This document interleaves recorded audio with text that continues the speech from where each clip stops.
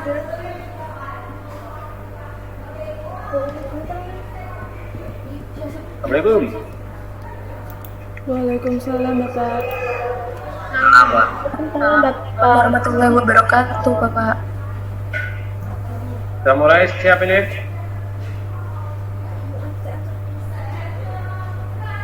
Siapa? Siap. Siapkan PPT-nya.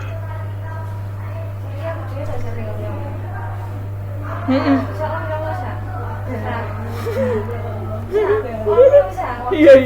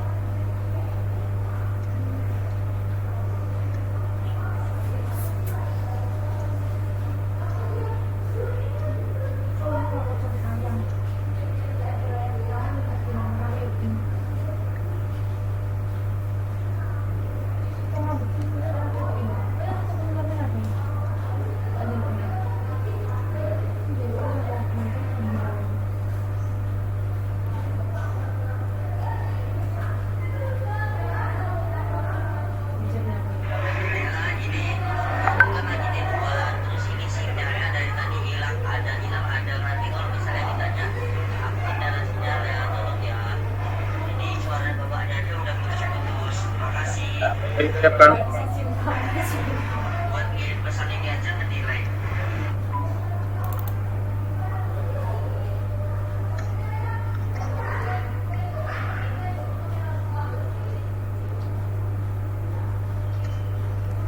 Lalu penyakit tablet ini sudah ya dulu ya? Apa belum ini?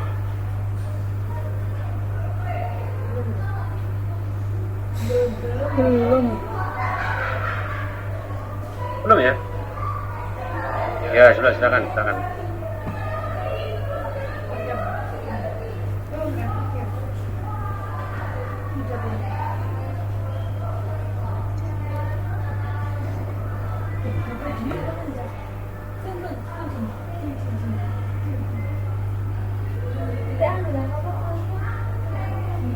Ya, silakan. Assalamualaikum warahmatullahi wabarakatuh.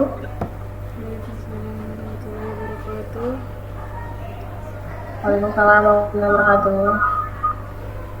Perkenalkan, saya Nurdini sebagai moderator pada presentasi malam hari ini. Pada presentasi kali ini, kelompok saya akan menjelaskan tentang penyakit metabolik, penyebab, jenis, dan gejalanya. Mari kita simak penjelasan dari pemateri kita. Waktu dan tempat kami persilahkan.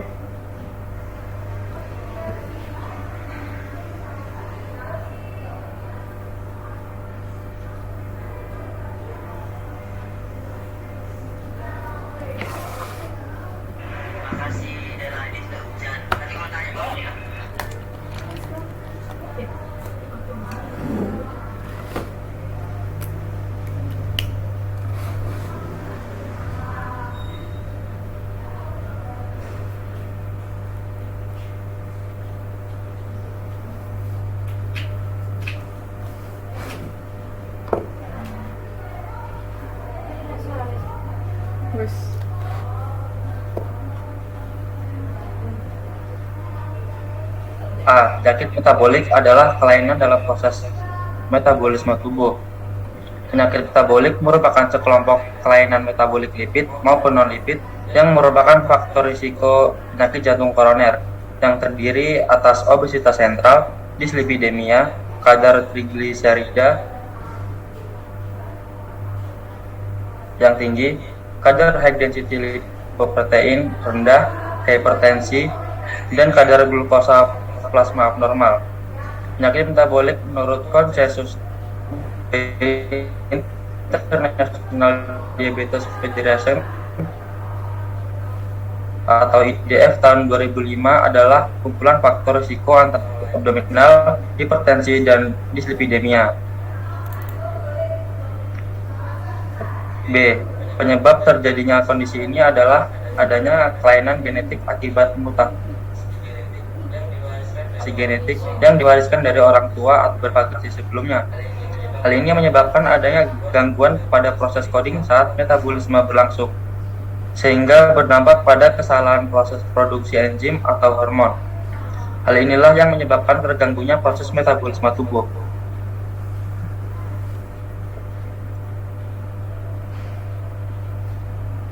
Next.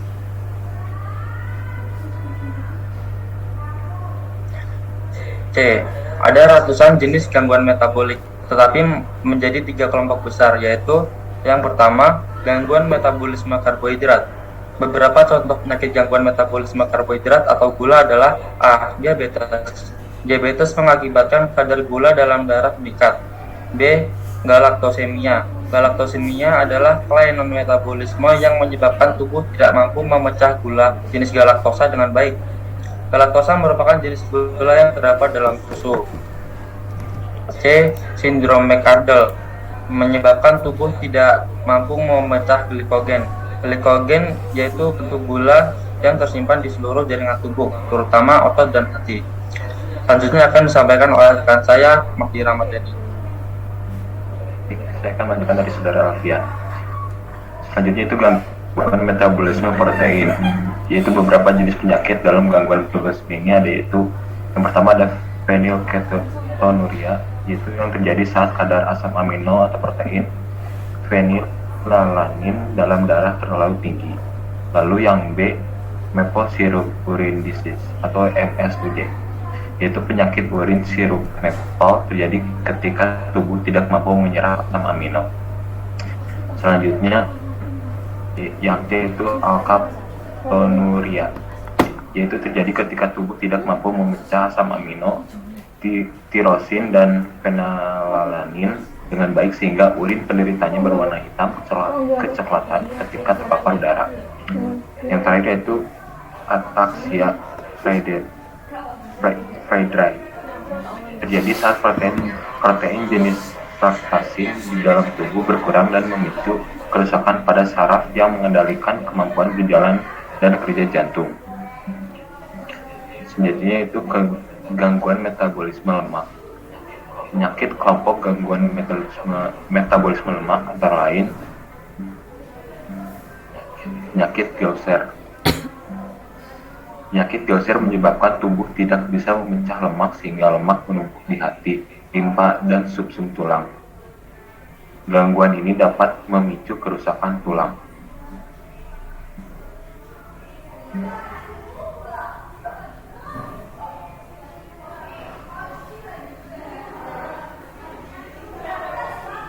Selanjutnya itu penyakit Tay-Sachs. Penyakit Tay-Sachs mengakibatkan penumpukan lemak di otak.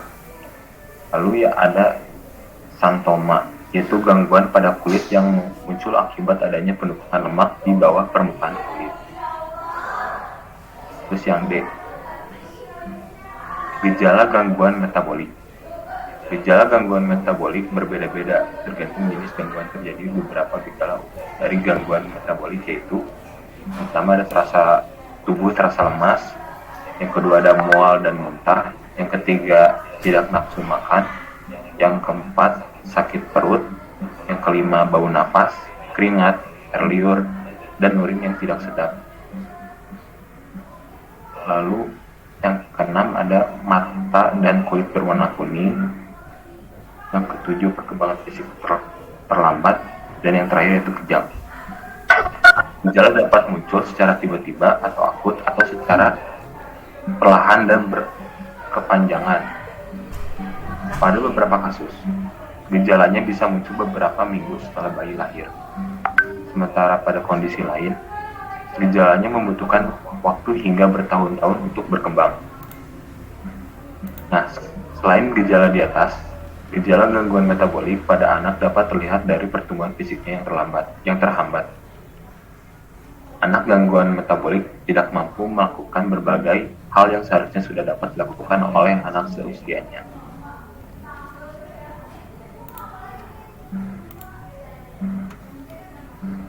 Penyakit metabolik tentu sangat merugikan tubuh. Oleh karena itu, akan lebih baik untuk mencegah penyakit ini sedini mungkin. Adapun beberapa cara mencegah penyakit metabolik seperti menjaga berat badan ideal, mengkonsumsi makanan bergizi seimbang, berolahraga secara rutin, dan mengurangi mengonsumsi minuman dengan kandungan gula yang tinggi. Sayangi tubuh karena sehat selalu berawal dari diri sendiri.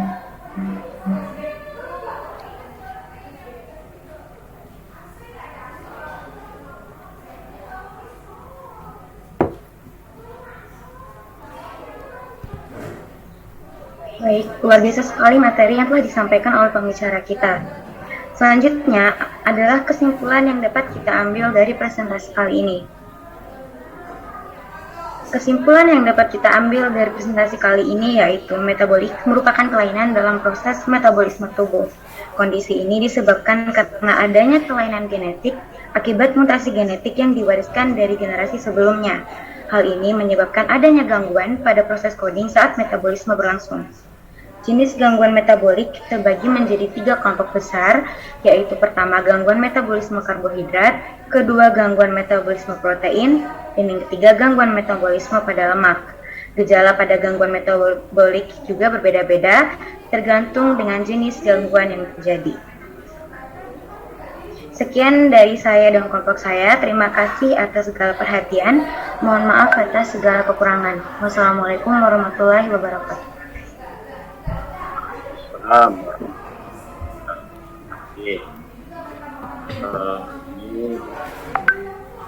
ya secara umum mungkin sangat superficial ya dari metabolik berat protein lemak, berat diabetes, kimia, ya, kemudian lemak, ada ada protein, ada kaloria, berat ataksia dan sebagainya. Itu jarang. Yang paling sering hanya satu, apa itu? Yaitu diabetik.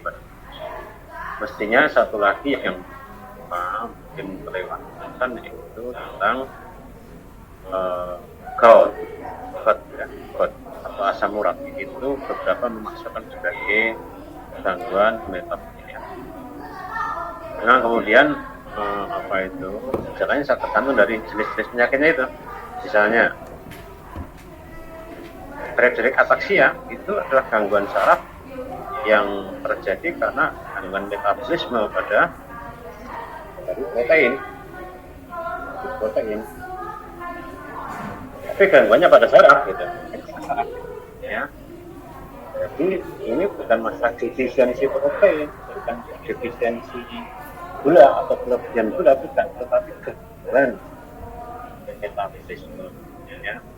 Dan kalau Friedreich ataksia itu kompleks sebenarnya karena kalau diabetes tadi kan hanya misalnya gangguan metabolisme sehingga gangguan pada pankreas, sehingga gangguan pada insulin, sehingga terjadi hiperglikemia, kelebihan karbo. Ada tambahan dari saya, jadi nanti untuk masing-masing jenis penyakit Anda bisa memperdalam sendiri. Saya kira banyak sekali ya, bisa dari Google, bisa dari manapun. Silahkan nanti di apa itu baca ya untuk memperdalam gitu.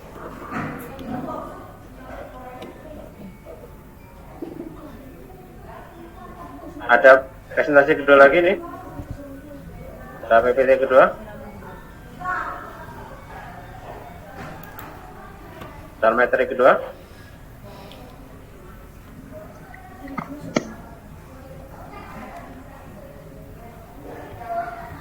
Halo, wadah ya.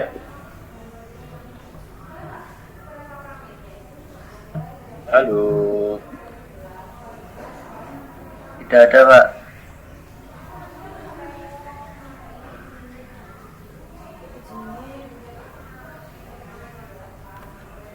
Assalamualaikum warahmatullahi wabarakatuh.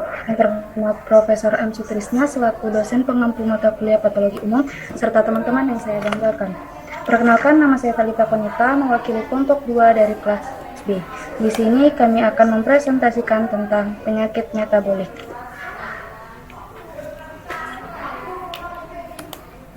Kelompok kami beranggotakan Alreda Fitriana, Arin Ismah RH, Talita Konita, Wilda Arifian Nuraini, Nita Amalia, Ripka Florentina Wilger, Irviana Aimanisa Alisa Anasayida, Aprilianti Anggaraini, Intan Dwi Apriliani Arum Cahyaningsih, Alfiana Rohali Mutiara Anissa, Puput Mardiani Diaretna Palupi, Wahyu Andriawan, Sri Khadijah, Selviana Putri, Zainal Mutakin, Rafika Hasmi Levia, Fairuz Salsabila, Meka Dwi Hekiriani, Adinda Putri, Fitri Auliano Media Sekar Arum, dan Tri Novaliano RM.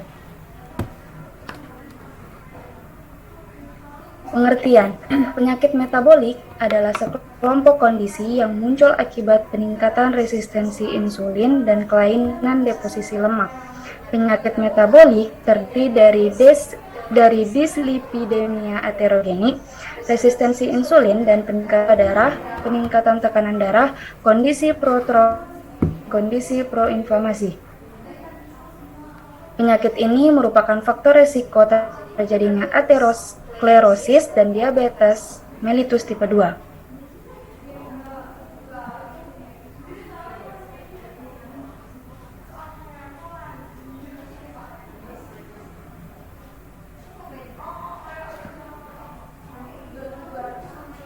Selanjutnya,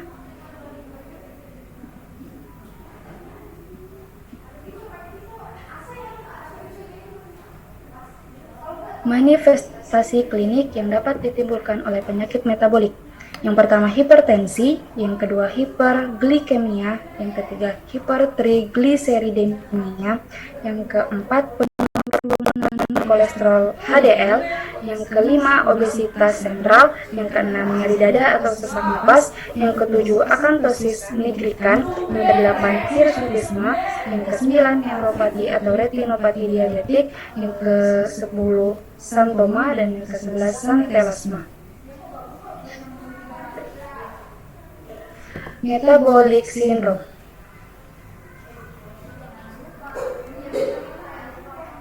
Diagnosa penyakit metabolik. Penyakit metabolik dapat didiagnosis dengan anamnesis faktor resiko, dilanjutkan dengan pemeriksaan berbagai parameter penyakit metabolik, baik melalui pemeriksaan fisik maupun penunjang. Pemeriksaan difokuskan untuk menilai peningkatan kadar gula darah, peningkatan tekanan darah, peningkatan trigliserida, penurunan kolesterol HDL, dan besar lingkar pinggang. Materi yang selanjutnya akan dibawakan oleh teman saya, Fairuz Salsabila Basyar.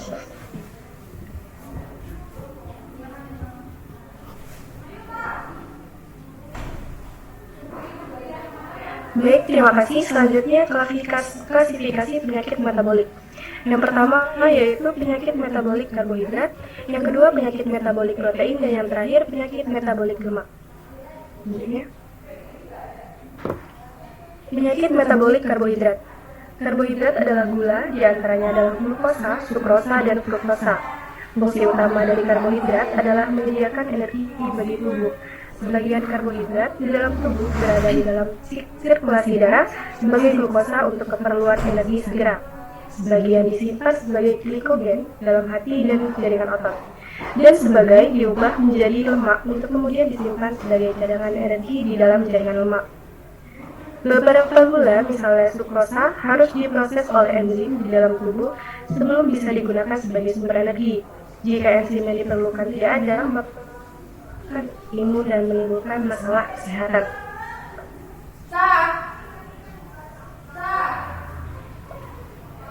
Yang kedua yaitu penyakit metabolik lemak. Kelebihan lemak atau obesitas terjadi kalori didapat lebih dari kalori di metabolisme atau hipermetabolisme. Kalori yang dibutuhkan menurun sehingga berat badan naik. Meskipun diberi makan tidak berlebihan, lemak ditimbun pada jaringan subkutis, jaringan retroperitoneum, momentum, perikardium, dan pankreas. Obesitas akan memperberat hipertensi, diabetes, dan penyakit jantung.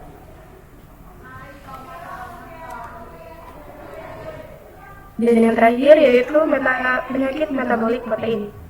Penyakit metabolisme protein terjadi pada kreatin dan kreatinin. Kreatin disintesis di hati dari asam amino, metionin, glisin, dan arginin. Di otot skelet, kreatin mengalami fosforylisasi menjadi fosfokreatin yang merupakan sumber energi penting di otot skelet. ATP yang berasal dari proses glikolisis dan fosforilasi oksidatif.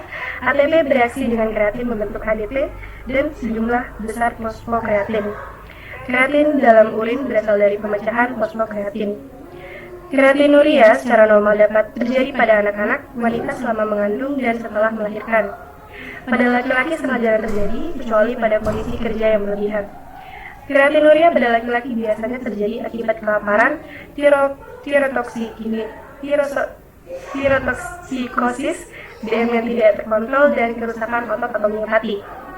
Selanjutnya, penyakit metabolik berkaitan erat dengan gaya hidup yang sedenter dan konsumsi makan tinggi kalori. Karena itu, penyakit metabolik juga diobati dengan perubahan gaya hidup menjadi gaya hidup yang lebih sehat, serta menurunkan berat badan yang berlebihan. Beberapa langkah yang dapat dilakukan antara lain, yang pertama yaitu memeriksa berat badan secara rutin dan mengontrol berat badan. Yang kedua, mengontrol gula darah, kolesterol, dan tekanan darah. Yang ketiga, mengatasi faktor resiko yang dimiliki sesuai anjuran dokter, dan yang terakhir yaitu mengonsumsi medikamentosa sesuai anjuran dokter. Selanjutnya akan saya berikan kepada Arini Isma.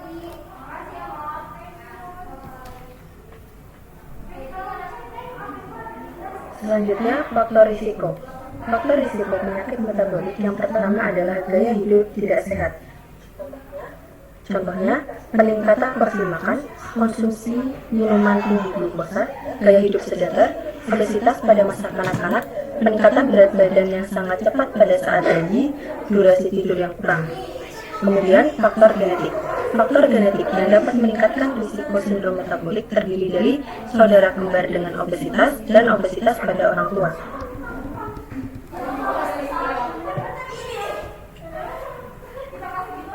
Etiologi penyakit metabolik. Etiologi penyakit metabolik adalah obesitas atau kondisi ketidakseimbangan energi. Kondisi ini dapat menyebabkan berbagai proses patologis yang pada akhirnya bermanifestasi sebagai gejala-gejala sindrom metabolik seperti dislipidemia aterogenik, kondisi proinflamasi, resistensi insulin dan hiperglikemia, kondisi trombotik, dan peningkatan tekanan darah. Obesitas sendiri dapat disebabkan oleh gaya hidup tidak sehat, yaitu aktivitas fisik yang rendah dan intake kalori yang tinggi. Upaya pencegahan dan pengendalian penyakit. Pencegahan penyakit metabolik adalah dengan gaya hidup yang sehat, pola makan seimbang, aktivitas fisik yang rutin, dan menjaga berat badan ideal. Sekian materi yang dapat kami sampaikan, kurang lebihnya kami mohon maaf. Wassalamualaikum warahmatullahi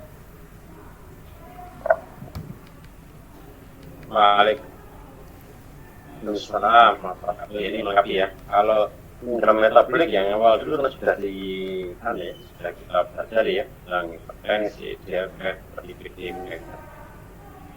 Di metabolik mas, memang penyakit metabolik tidak terlepas dari gangguan genetik yang kemudian menyebabkan gangguan metabolik ya, tidak berkaitan dengan infeksi, tidak berkaitan dengan defisiensi intake, atau tidak berkaitan dengan gangguan pengeluaran gitu. Pengeluarannya pada tiga tadi, gangguan zat, gangguan protein, gangguan lipid. Dari tiga itu. Ini kemudian diberi ya, banyak sekali. Termasuk ada gangguan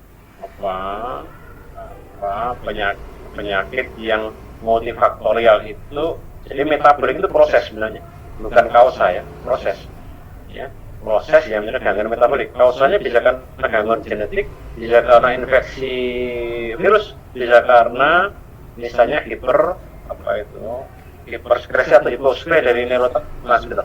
Ini macam-macam itu ya. Dari sekian itu Anda cukup mengetahui yang agak lebih dalam. Tentu diabetes mellitus harus lebih dalam. Tapi yang lain-lain sindrom metabolik harus dalam ini ya. Yang lain-lain cukup dengan ya penyebabnya, gejalanya gitu saja ya. Kita tahu saja gitu ya. Gitu ya, tambahan dari saya. Ada pertanyaan? Belum ada kok. Berarti ini sudah selesai nih anunya, apa itu Materi sudah selesai ya?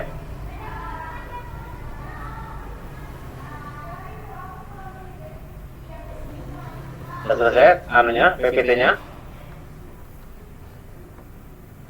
Iya, sudah. Ya, untuk malam ini berarti kita akhiri dulu ya. Kasih, mohon maaf ini ya kuliahnya terkadang masih luring ya. Kita ya repot kalau 3 kelas berbeda-beda itu.